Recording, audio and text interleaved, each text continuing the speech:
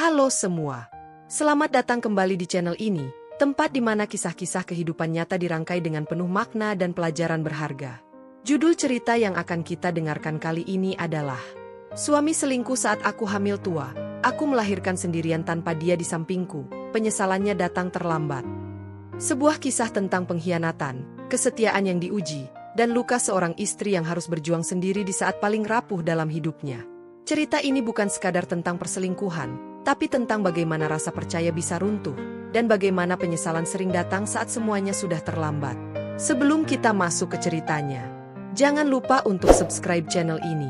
Tekan tombol like jika kalian menyukai konten cerita seperti ini. Dan tuliskan pendapat kalian di kolom komentar, karena setiap komentar kalian sangat berarti bagi channel ini.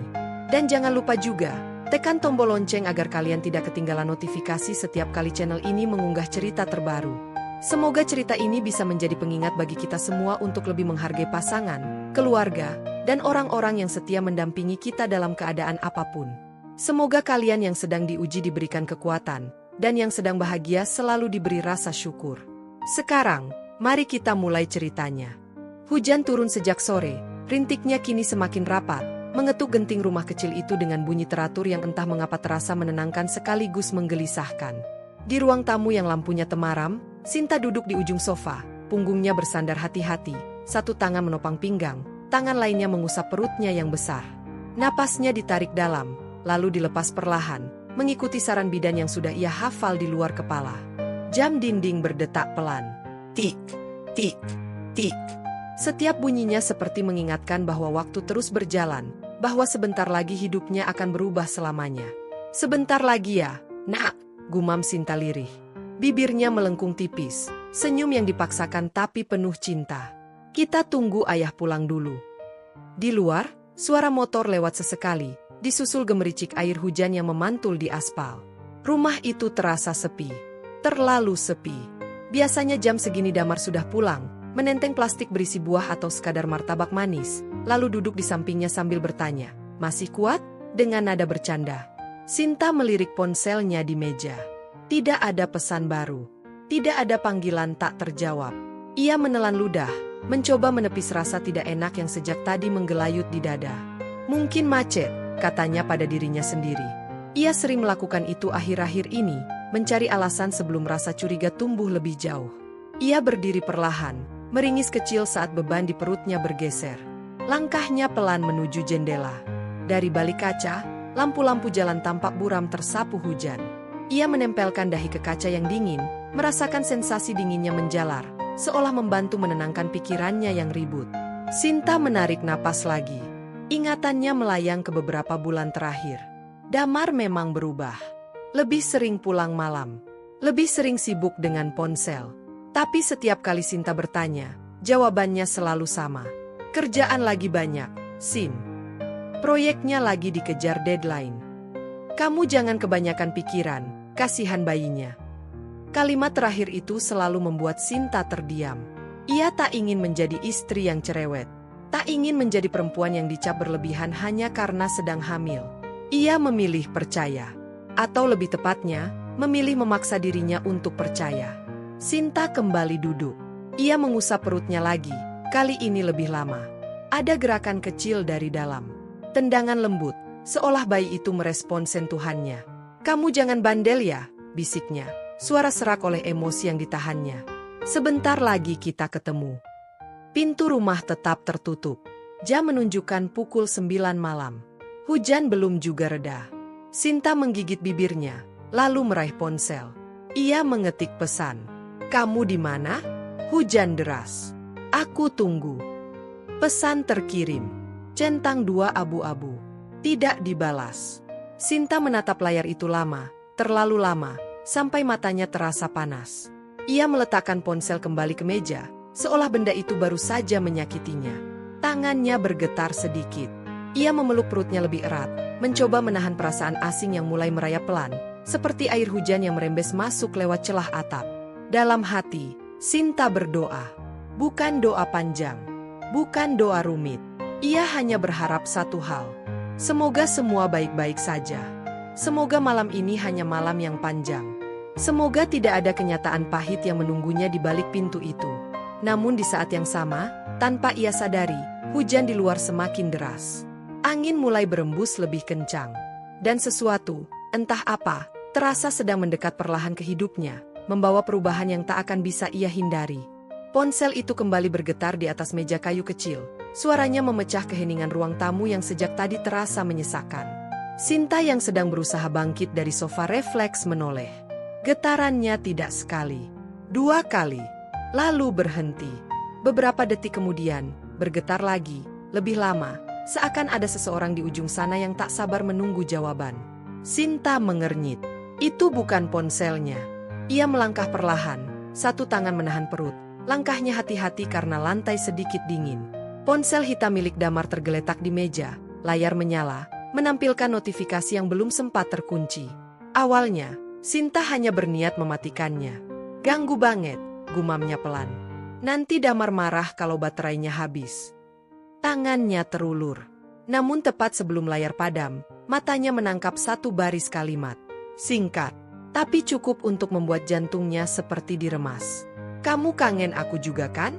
Dari tadi aku tunggu kabar kamu. Napas Sinta tercekat. Ia membeku. Jari-jarinya menggantung di udara. Dunia di sekelilingnya seolah berhenti bergerak. Suara hujan di luar mendadak terasa jauh, seperti teredam kapas tebal.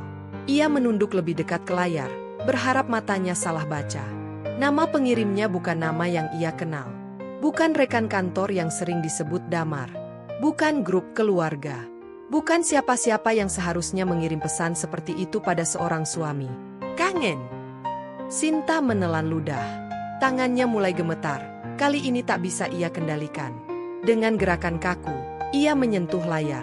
Ponsel terbuka. Tidak ada sandi. Seperti biasa. Damar tak pernah menguncinya. Dan di sanalah semuanya runtuh.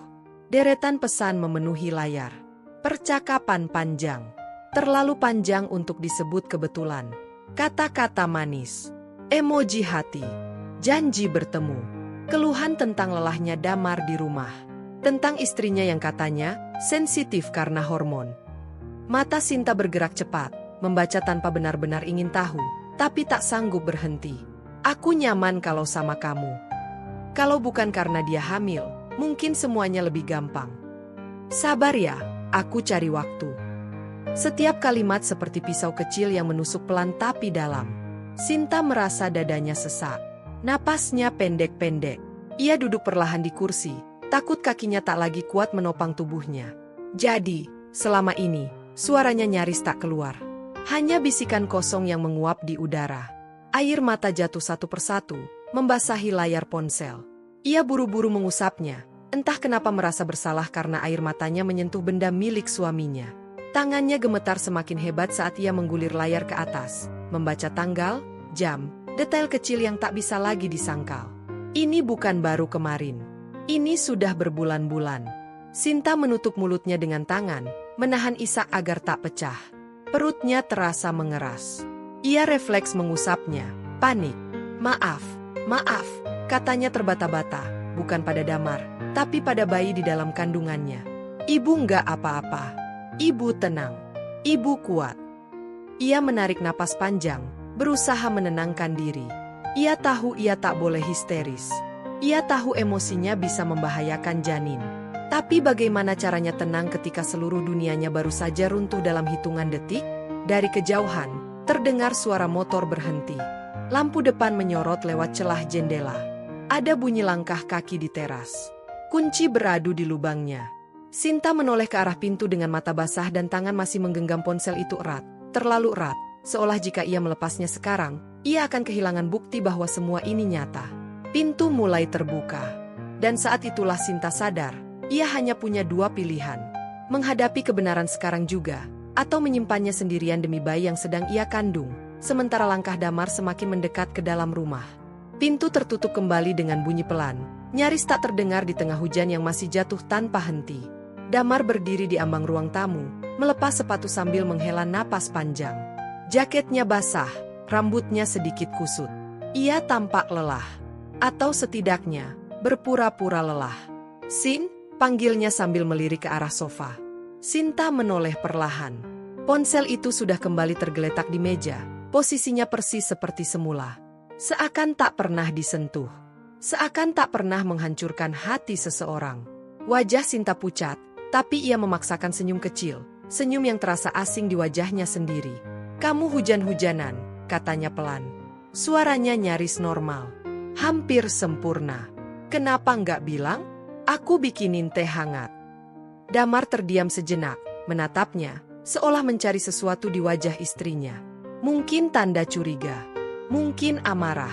Tapi yang ia temukan hanya mata sembab dan sikap terlalu tenang. "Nggak apa-apa," jawabnya cepat. "Macet parah." Ia melangkah mendekat, menjatuhkan tubuhnya ke sofa, tepat di samping Sinta. Bau hujan bercampur parfum asing menyentuh indera penciuman Sinta, membuat dadanya kembali sesak. Tangannya refleks mengepal di pangkuan, kuku-kukunya menekan kulit. "Perut kamu gimana?" tanya Damar sambil melirik sekilas, tanpa benar-benar menatap. "Masih kuat," jawab Sinta singkat. Ia menunduk, mengusap perutnya pelan, gerakan yang ia gunakan untuk menenangkan diri sendiri. "Dokter bilang aku nggak boleh capek, nggak boleh stres." Kata terakhir itu menggantung di udara. Damar mengangguk cepat. "Iya, makanya kamu jangan mikir aneh-aneh. Fokus ke bayinya aja." Kalimat itu menghantam lebih keras dari yang ia sadari. Sinta menelan ludah. Ada ribuan kata yang ingin ia keluarkan. Tentang pesan-pesan itu. Tentang pengkhianatan yang baru saja ia temukan. Tentang rasa hancur yang memenuhi dadanya. Tapi ia ingat wajah dokter yang serius. Ia ingat suara bidan yang memperingatkan. Emosi bisa membahayakan janin. Sinta memilih diam. Ia bangkit perlahan.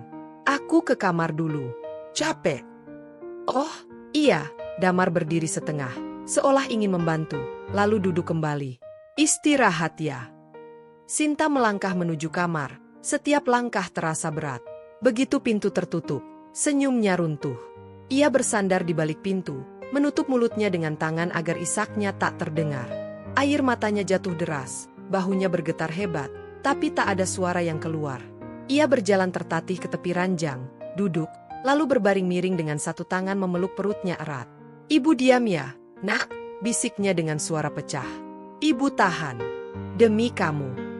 Di luar kamar, terdengar suara Damar menyalakan televisi. Tawa dari acara hiburan terdengar samar, kontras dengan kesunyian di dalam kamar. Setiap tawa itu terasa seperti ejekan. Sinta menatap langit-langit, matanya kosong. Dalam kepalanya, percakapan di ponsel itu terus terulang, seperti potongan film yang diputar tanpa henti. Ia ingin bertanya, ingin menuntut. Tapi ia tahu, satu ledakan emosi bisa berujung pada sesuatu yang tak sanggup ia terima. Ia memilih bertahan. Namun di balik keputusannya untuk diam, Sinta tak menyadari satu hal. Diamnya bukan akhir dari luka, melainkan awal dari tekanan panjang yang perlahan akan menggerogoti fisik dan batinnya. Sementara rahasia itu terus membesar, sama seperti perutnya, menunggu saat yang tepat untuk meledak. Lampu kamar hanya menyala separuh, temaram dan kuning, memantulkan bayangan tubuh Sinta yang terbaring miring di ranjang. Hujan di luar mulai mereda, menyisakan suara tetesan air dari talang yang jatuh teratur, seperti hitungan waktu yang tak bisa dihentikan. Jam di dinding menunjukkan hampir tengah malam, tapi mata Sinta tak kunjung terpejam. Ia menatap kosong ke arah jendela. Tirai tipis bergoyang pelan tertiup angin. Biasanya, jam-jam seperti ini Damar akan memeluknya dari belakang, telapak tangannya hangat di perutnya, lalu berbisik, "Kalau bayi ini lahir, kita mau kasih nama apa?" Malam selalu terasa lebih ringan saat itu. Tapi malam ini berbeda. Pintu kamar terbuka perlahan. Damar masuk tanpa suara, hanya suara engsel yang berdecit pelan. Ia berhenti sejenak, menatap punggung Sinta yang membelakangi dirinya. "Kamu belum tidur?" tanyanya datar. "Belum," jawab Sinta singkat. Ia tak menoleh. Damar berjalan ke sisi ranjang, duduk, lalu merebahkan tubuhnya. Kasur sedikit bergeser. Jarak di antara mereka terasa lebih lebar dari biasanya, meski hanya sejengkal. Damar berbaring telentang, matanya menatap langit-langit, satu lengannya terlipat di bawah kepala. "Kamu capek?" ia bertanya lagi, seolah mencari percakapan. Sinta menarik napas. Sedikit. Sunyi kembali menyelimuti kamar. Hanya ada suara napas mereka yang tak pernah sinkron. Sinta bisa merasakan keberadaan Damar di belakangnya, tapi kehangatan itu tak lagi sampai ke hatinya. Ia menunggu pelukan. menunggu tangan itu meraih perutnya seperti biasa. Namun tak ada apa-apa. Beberapa menit berlalu. Damar justru membalikan tubuhnya ke sisi lain, membelakangi Sinta. Suara napasnya berubah pelan dan teratur. Terlalu cepat untuk seseorang yang katanya lelah. Sinta memejamkan mata, dadanya terasa berat. Air mata kembali mengalir, membasahi bantal. Ia menggigit bibirnya, menahan suara agar tak terdengar. Tangannya meremas spray, tubuhnya menegang, lalu perlahan mengendur. "Kenapa kamu gak peluk aku?" bisiknya dalam hati. "Apa aku sudah sejauh itu dari hidupmu?" Ia mengingat bau parfum asing yang tadi tercium di jaket Damar. Bau yang masih tersisa di kamar, samar tapi menyiksa. Dadanya kembali sesak. Ia bergeser sedikit, menciptakan jarak lebih jauh, seolah ingin melindungi dirinya sendiri. Dari balik punggung Damar, suara ponsel bergetar pelan. Sekali, lalu berhenti. Damar bergerak kecil. Tangannya meraih ponsel di meja samping ranjang, menutup layar dengan cepat. Sinta melihat semuanya. Ia tak perlu menoleh. Pantulan di kaca lemari sudah cukup. "Kamu nggak cek?" tanya Sinta. Suaranya bergetar tipis. "Nanti aja," jawab Damar cepat. "Tidur dulu." Jawaban itu dingin. Terlalu singkat. Sinta memeluk perutnya lebih erat, seolah ingin melindungi bayinya dari segala sesuatu yang sedang runtuh di sekeliling mereka. Di dalam hatinya, ada pertanyaan besar yang terus bergaung, semakin keras setiap detiknya berlalu. Jika di malam terpanjang hidupnya saja ia tidur tanpa pelukan suami, bagaimana nanti setelah bayi ini lahir? Dan sampai kapan ia sanggup bertahan, berpura-pura tidur di samping pria yang hatinya sudah berpindah ke pelukan lain? Rasa nyeri itu datang tanpa aba-aba. Awalnya hanya seperti tarikan halus di perut bagian bawah, lalu menghilang. Sinta membuka mata, mengira itu hanya gerakan biasa bayi yang tak sabar menyambut dunia. Ia menarik napas panjang, mencoba kembali memejamkan mata. Namun beberapa menit kemudian, rasa itu kembali. Kali ini lebih kuat, lebih dalam. Sinta meringis, tangannya refleks mengusap perut yang tiba-tiba terasa mengeras. Detak jantungnya meningkat. Ia menoleh ke jam di dinding. Pukul 2 dini hari. "Tenang, mungkin cuma kontraksi palsu," gumamnya, mencoba menenangkan diri. Ia bangkit perlahan, duduk di tepi ranjang, kaki menyentuh lantai yang dingin. Damar masih terlelap, punggungnya menghadap Sinta. Napasnya teratur, terlalu tenang untuk seseorang yang sebentar lagi akan menjadi ayah. Sinta berdiri pelan, berjalan menuju kamar mandi. Setiap langkah terasa berat. Saat ia bersandar di wastafel, nyeri itu datang lagi, membuatnya menahan napas. Bibirnya bergetar. Ia menatap bayangannya di cermin. Wajah pucat, mata sembab, rambut terurai berantakan. "Kamu kuat," katanya pada pantulan dirinya sendiri. "Sedikit lagi." Tiba-tiba ada rasa hangat mengalir di paha. Sinta menunduk. Cairan bening membasahi lantai keramik. Air ketuban. Jantungnya serasa berhenti berdetak. "Mas," panggilnya lirih dari dalam kamar mandi. Suaranya bergetar. Tidak ada jawaban.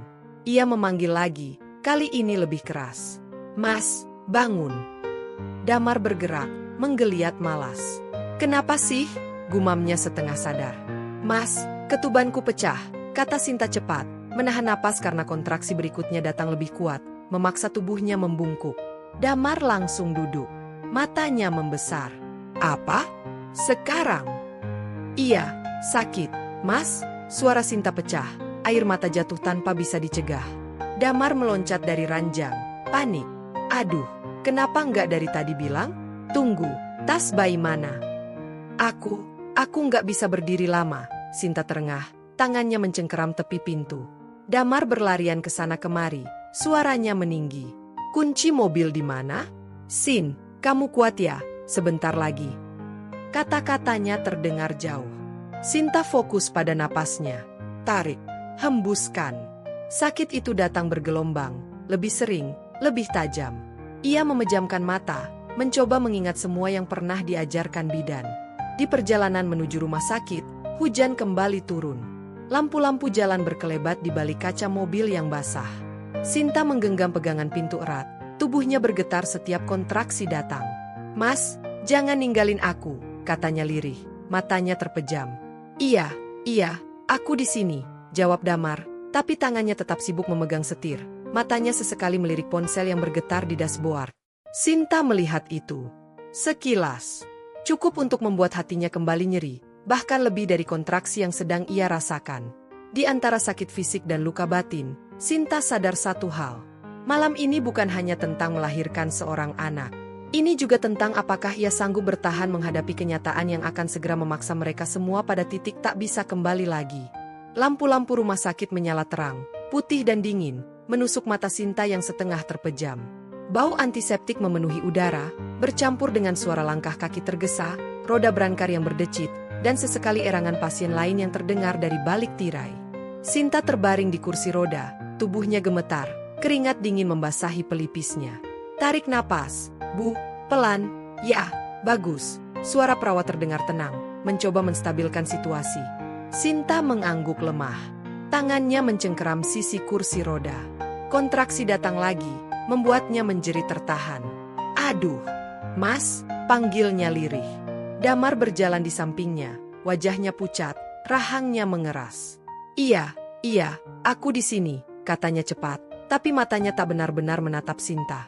Tatapannya justru sibuk melirik ke sekeliling, seolah mencari jalan keluar dari kepanikan yang ia ciptakan sendiri.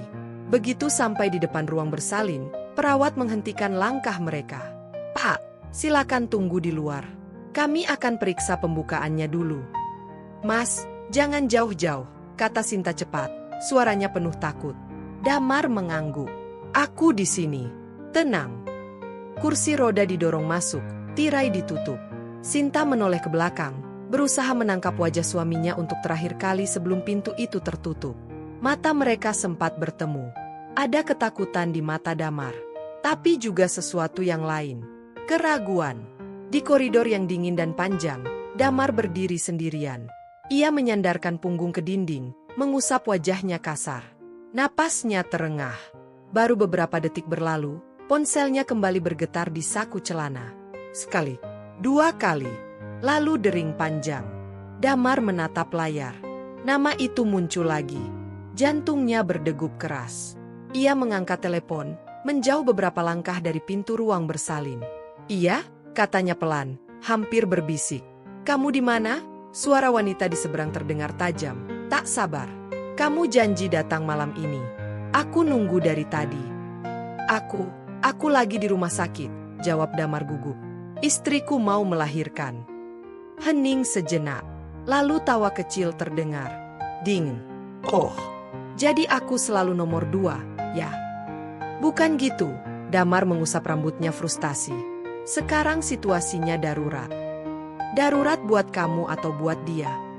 Kamu jangan gini sekarang. Datang atau kita selesai. Telepon itu terputus. Damar menatap layar kosong. Tangannya gemetar. Di satu sisi dinding, terdengar samar suara Sinta menjerit kesakitan dari dalam ruang bersalin. Jeritan yang membuat dadanya mengencang. Mas! Suara itu memanggil namanya. Seorang perawat keluar sebentar. Pak, istrinya pembukaan cepat. Kami butuh persetujuan kalau nanti harus tindakan. Damar mengangguk cepat. Iya.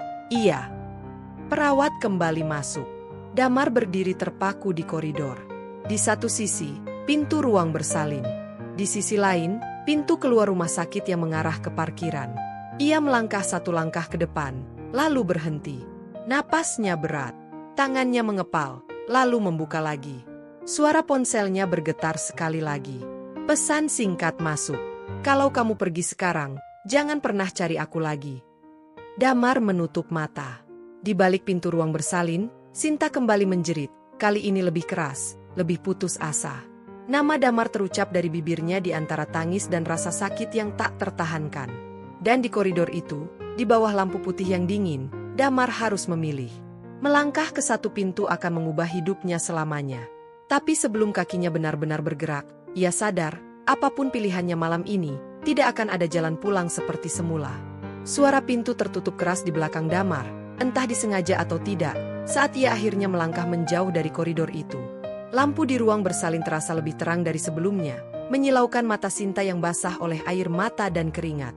Tubuhnya bergetar hebat di atas ranjang besi, kain hijau menutupi separuh tubuhnya, sementara perawat dan dokter bergerak cepat di sekelilingnya. Bu Sinta, fokus ke napas ya, kata dokter dengan suara tegas tapi hangat. Tarik, tahan, dorong. Aduh, sakit sekali. Sinta menangis, suaranya pecah. Tangannya mencengkeram sisi ranjang, urat-urat di lengannya menegang. Mas Damar. Tidak ada jawaban. Perawat saling bertukar pandang. Salah satu dari mereka mendekat, menyeka keringat di dahi Sinta. Suaminya lagi di luar. Bu, sekarang ibu fokus dulu ya. Bayinya sudah turun. Kata-kata itu tak benar-benar menenangkan. Justru membuat dada Sinta semakin sesak. Ia menoleh ke arah pintu, berharap terbuka. Tapi yang ada hanya tirai tertutup dan suara langkah kaki yang menjauh. Kontraksi datang lagi. Lebih kuat, lebih kejam. Dorong, Bu, sekarang. Jerit Sinta, tubuhnya melengkung ke depan, air mata bercucuran. Mas, tolong. Di sela rasa sakit yang tak tertahankan, pikirannya melayang. Wajah Damar muncul, senyumnya saat pertama kali tahu ia hamil. Tangannya yang dulu hangat memeluknya. Janji-janji sederhana yang pernah mereka ucapkan di dapur kecil rumah mereka. Kita lewatin semuanya bareng, katanya dulu. Janji itu kini terasa pahit. Bu Sinta, jangan menyerah, suara dokter kembali terdengar. Satu kali lagi, bayinya hampir keluar. Sinta menggeleng lemah. Tubuhnya sudah kehabisan tenaga. Tangannya gemetar, kakinya terasa mati rasa. Ia menangis terisak, bukan hanya karena sakit, tapi karena kesepian yang luar biasa. Aku sendirian, gumamnya pelan, nyaris tak terdengar. Perawat menggenggam tangannya. Ibu nggak sendirian, kami di sini. Namun bagi Sinta, satu-satunya orang yang ingin ia lihat tetaplah Damar. Dorongan terakhir terasa seperti membelah tubuhnya menjadi dua. Ia berteriak. Suaranya menggema di ruangan putih itu, bercampur dengan suara alat medis dan instruksi dokter yang tegas. Lalu, hening sejenak. Detik-detik itu terasa panjang, menakutkan. Tiba-tiba, suara tangisan pecah di udara. Tangisan kecil. Serak, nyata. Alhamdulillah, bayinya lahir, kata dokter. Sinta terisak lega, tubuhnya lunglai. Air mata mengalir deras. Kali ini bercampur rasa syukur dan hancur yang tak bisa dipisahkan. Bayi itu ditunjukkan sekilas padanya, wajahnya merah, matanya terpejam, suaranya lemah tapi hidup. Anak saya, bisik Sinta, suaranya bergetar. Namun di balik tirai, Damar masih belum masuk. Pintu ruang bersalin tetap tertutup. Tangisan bayi itu menggema, seolah memanggil ayahnya yang tak kunjung datang. Dan di saat Sinta menggenggam hidup baru di tangannya, satu pertanyaan terus berputar di kepalanya. Menusuk lebih dalam dari rasa sakit manapun. Apakah tangisan pertama anaknya juga akan menjadi awal dari tangisan panjang seorang ibu yang harus membesarkan anaknya sendirian? Pintu ruang bersalin akhirnya terbuka perlahan, disertai bunyi engsel yang lirih namun terasa menggema di telinga Damar. Ia berdiri ragu di ambang pintu, wajahnya pucat, napasnya berat seperti baru saja berlari jauh. Matanya langsung tertuju pada ranjang di tengah ruangan. Sinta terbaring lemah, wajahnya basah oleh air mata dan keringat. Rambutnya menempel di dahi. Di dadanya, bayi kecil itu terbungkus kain putih, bergerak pelan, mengeluarkan suara tangis lirih yang menusuk. Damar melangkah masuk. Setiap langkah terasa berat, seolah lantai rumah sakit berubah menjadi lumpur yang menahan kakinya. Ia menelan ludah, tenggorokannya kering. Sin, suaranya serak, hampir tak terdengar. Sinta membuka mata perlahan. Pandangannya buram, tapi ia tahu siapa yang berdiri di sana. Wajah itu, wajah yang seharusnya menjadi tempatnya bersandar. Wajah yang justru meninggalkannya di saat paling rapuh. Kamu kemana? Tanya Sinta pelan. Tidak marah, tidak menangis. Nada suaranya datar, dan justru itu yang membuat dada Damar terasa diremas kuat. Damar mendekat, tangannya terulur, lalu berhenti di udara. Ia tak berani menyentuh. Aku di luar, katanya gugup. Aku panik. Maaf. Sinta tersenyum tipis, senyum yang tak sampai ke matanya. Aku pikir kamu gak akan masuk lagi. Kata-kata itu sederhana, tapi menghantam keras. Damar menunduk. Air matanya jatuh, satu persatu, membasahi lantai. Aku salah, Sin, ucapnya terbata. Aku benar-benar salah. Aku takut, aku bingung, tapi aku gak pernah bermaksud ninggalin kamu. Sinta mengalihkan pandangan ke bayinya. Tangannya gemetar saat mengelus pipi kecil itu. Dia lahir tanpa kamu di sampingku, katanya lirih. Aku memanggil namamu, Mas. Berkali-kali.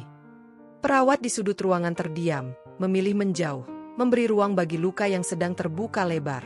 Damar berlutut di samping ranjang. Aku nyesel, katanya sambil terisak. Kalau aku bisa muter waktu, aku nggak akan. Kamu nggak bisa, potong Sinta pelan. Dan itu yang paling menyakitkan. Ia menatap Damar akhirnya. Mata mereka bertemu. Di mata Damar ada penyesalan, ketakutan, dan cinta yang terlambat menyadari nilainya. Di mata Sinta, hanya ada kelelahan yang dalam. Pegang anakmu, kata Sinta tiba-tiba. Damar terkejut. Boleh. Pegang, ulang Sinta singkat. Dengan tangan gemetar, Damar menerima bayi itu. Tubuh kecil itu terasa hangat dan rapuh. Tangisan bayi mereda sedikit, berganti dengusan kecil yang membuat Damar terseduh lebih keras. Maafin ayah, bisiknya. Ayah jahat. Sinta memejamkan mata. Air mata kembali mengalir, tapi ia tak mengusapnya. Ia tahu, di momen ini, sesuatu telah berubah selamanya. Penyesalan Damar nyata. Air matanya tulus. Tapi luka di hati Sinta sudah terlalu dalam untuk sekadar ditutup dengan kata maaf. Dan saat Damar menatap anaknya dengan wajah penuh penyesalan, satu kenyataan pahit mulai tumbuh di benaknya. Ia mungkin masih punya kesempatan menjadi ayah. Tapi untuk kembali menjadi suami yang dipercaya, waktu saja tidak akan pernah cukup. Pagi datang pelan-pelan melalui celah tirai, menyelinap sebagai garis cahaya pucat di lantai ruang perawatan. Suara mesin monitor berdetak teratur, menjadi irama baru yang menggantikan detak jam di rumah mereka. Sinta terbangun dengan tubuh masih terasa berat, perih di setiap gerakan kecil. Bayinya tertidur di boks bening di samping ranjang, dada kecilnya naik turun dengan tenang. Damar duduk di kursi dekat jendela. Matanya merah, jaketnya masih sama seperti semalam. Ia tampak seperti seseorang yang belum tidur, atau tidak berani tidur. Ketika melihat Sinta membuka mata, ia berdiri tergesa, langkahnya ragu. Sin, kamu udah bangun, katanya pelan, seperti takut suaranya memecahkan sesuatu yang rapuh. Sinta mengangguk tipis. Air. Damar segera menuangkan air ke gelas plastik dan menyodorkannya dengan dua tangan. Jarinya gemetar. Sinta menerima, minum perlahan, lalu meletakkan kembali gelas itu tanpa menatapnya. Aku mau bicara, kata Damar akhirnya. Nada suaranya penuh harap, seperti orang yang menggenggam tali terakhir di tepi jurang. Sinta menoleh ke arah boks bayi, memastikan anaknya masih tidur. Bicara apa? Semua, jawab Damar cepat. Tentang semalam, tentang aku, tentang kesalahanku. Sinta menarik napas panjang. Udara pagi terasa dingin di paru-parunya. Bilang saja. Damar mengusap wajahnya. Aku sudah putus. Aku blokir nomornya. Aku janji, Sin. Demi anak kita, aku berubah. Aku akan pulang tepat waktu. Aku akan jadi ayah yang baik. Aku akan. Mas, potong Sinta pelan. Damar terdiam. Tatapannya naik, menunggu. Kamu sadar nggak? Sinta melanjutkan dengan suara yang tenang tapi dingin. Semalam aku melahirkan tanpa kamu? Aku takut. Aku sakit. Aku pikir aku akan mati. Damar menunduk. Aku tahu. Aku. Kamu nggak tahu, Sinta menggeleng.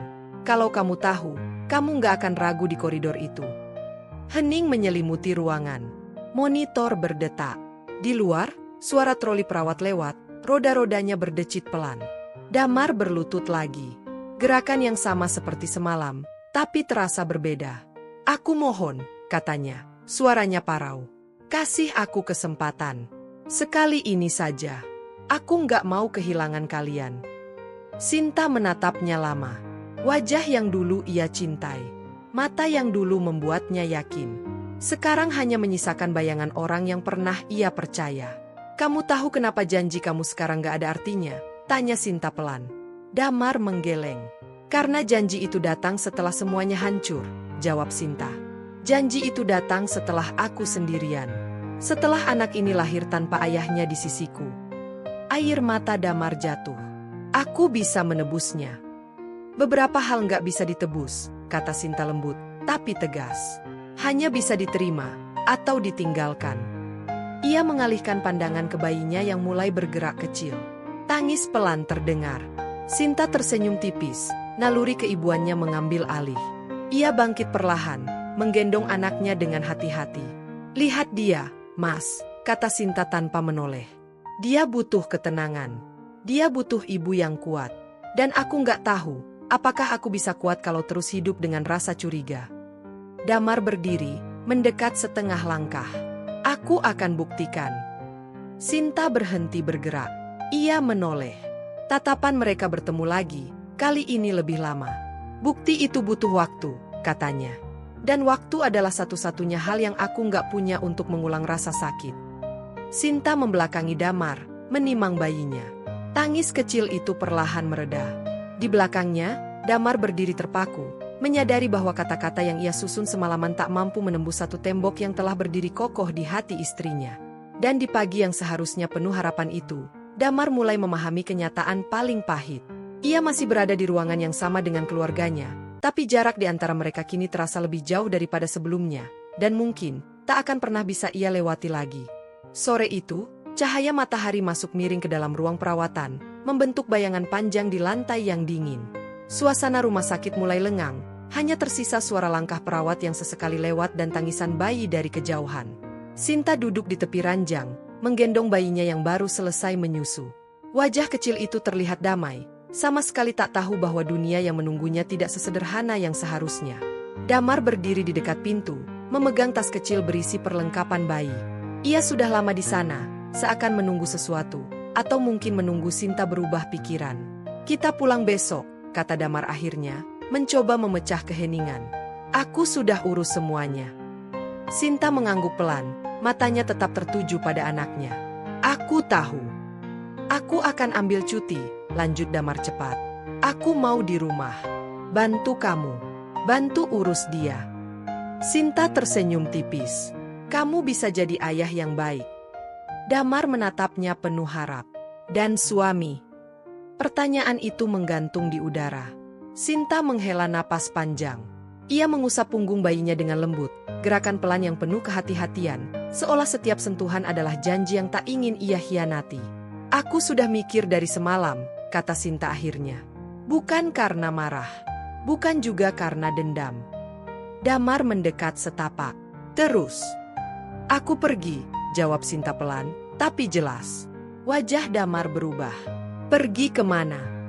"Ke rumah ibu," kata Sinta. "Untuk sementara. Aku butuh jarak. Aku butuh tenang." "Sin, jangan gitu," suara Damar meninggi, panik. "Kita bisa perbaiki. Demi anak kita." "Justru demi anak kita," Sinta menatapnya. Tatapannya tegas tapi basah. "Aku nggak mau dia tumbuh melihat ibunya menahan luka setiap hari." Damar terdiam. Rahangnya mengeras. "Kamu ninggalin aku."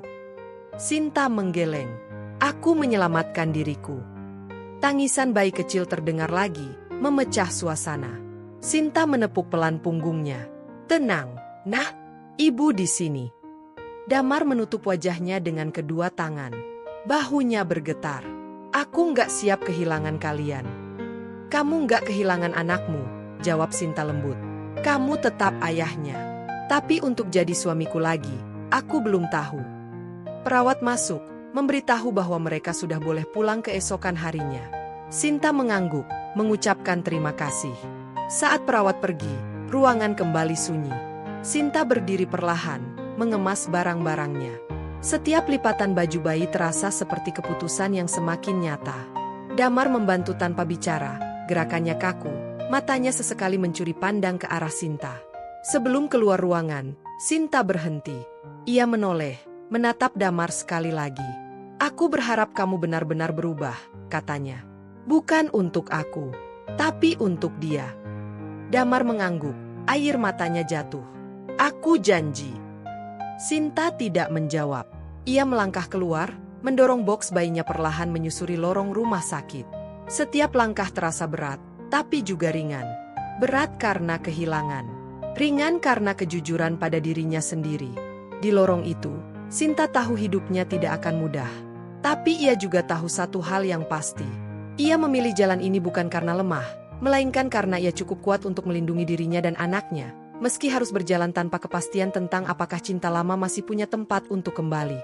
Akhirnya, kita sampai di penghujung cerita. Terima kasih sudah meluangkan waktu untuk mendengarkan kisah ini sampai selesai. Semoga cerita yang kita dengar hari ini bisa menjadi pelajaran berharga, bahwa kesetiaan tidak pernah tergantikan, dan kepercayaan yang hancur tidak selalu bisa diperbaiki. Jika cerita ini menyentuh hati kalian, jangan lupa untuk like, subscribe, dan bagikan video ini agar semakin banyak orang bisa mengambil hikmah dari kisah ini. Tulis juga pendapat atau pengalaman kalian di kolom komentar. Kami senang membaca setiap cerita dari kalian. Terima kasih telah menonton. Sampai jumpa di cerita berikutnya. Semoga hari kalian selalu dipenuhi kebaikan dan ketenangan.